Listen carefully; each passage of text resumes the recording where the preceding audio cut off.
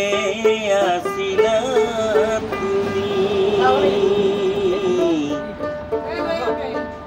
একেলগে আছিলো সখী বুলি মাতিছিলো, কৃষ্ণ বুলি নাজানিলো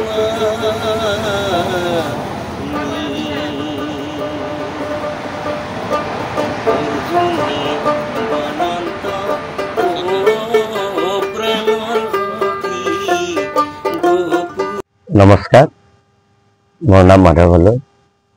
মই এখন ক্ষুদ্ৰ ব্যৱসায় কৰিছোঁ আৰু সংগীতৰ লগতো মই জড়িত কৰিছোঁ। 86ত মই গুৱাহাটীত আৰম্ভ কৰিছিলোঁ দোকান। 86ৰ পৰা মোটামুটি 2024 জুন 26 তাৰিখে মই দোকানখন তাৰমানে মই এৰিব লগা হ'ল। আগতে মই গীতানগৰ আছিলোঁ, গুৱাহাটী গীতানগৰ। তাতে দোকান কৰি মোৰ ভাল লাগিছিল, মানুহখিনিয়ে মোক আপোন হিচাপে লৈছিল, নিজৰ বুলি লৈছিল একেবাৰে, মোৰ মানে ঘৰুৱা একেবাৰে।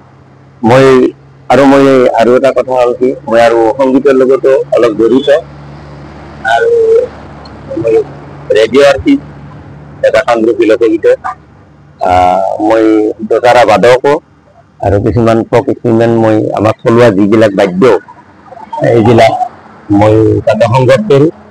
আৰু প্ৰয়াতক সংগীত নাটক একাডেমীত প্ৰভাত শৰ্মা ছাৰ আজি তেখেত নাই, তেখেতৰ জৰিয়তে মই বহুত চিনি পালোঁ সংগীতৰ এই ধাৰাটো। অলপ ছাৰ আজি নাই, ছাৰ ভূতকৰ আজি 3 বছৰে হ'ল আৰু তেখেতৰ লগত 20 বছৰে মই তেখেতৰ লগত সংগত কৰিছোঁ। এতিয়া মই নতুনকৈ দোকান দিছোঁ ইয়াত আমাৰ বৰমা বৰজাৰ।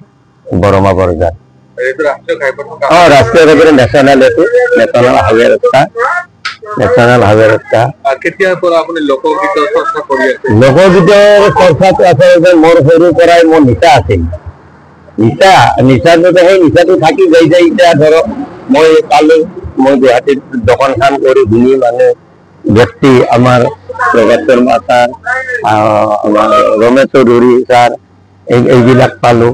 পাই এইবিলাক তোৰ লগত অলপ দিহা বৰষা মাৰিছে, মোক উপদেশ দিলে, হালৈ এনেকে কৰিবা, হালৈ তেনেকে কৰিবা। তেখেতসকলক মোক দিহা পৰামৰ্শ দিয়াৰ কাৰণে আজি মই এইখিনি পালোঁ। সাধাৰণ দোকান এখন কৰি মই সংগীতটো মই ভাল পাওঁ। আচলমতে মই শিল্পী বা আৰ্টিষ্ট নহয়, কিন্তু মই সংগীত ভাল পাওঁ। কিয় ভাল পাওঁ মই নাজানো আৰু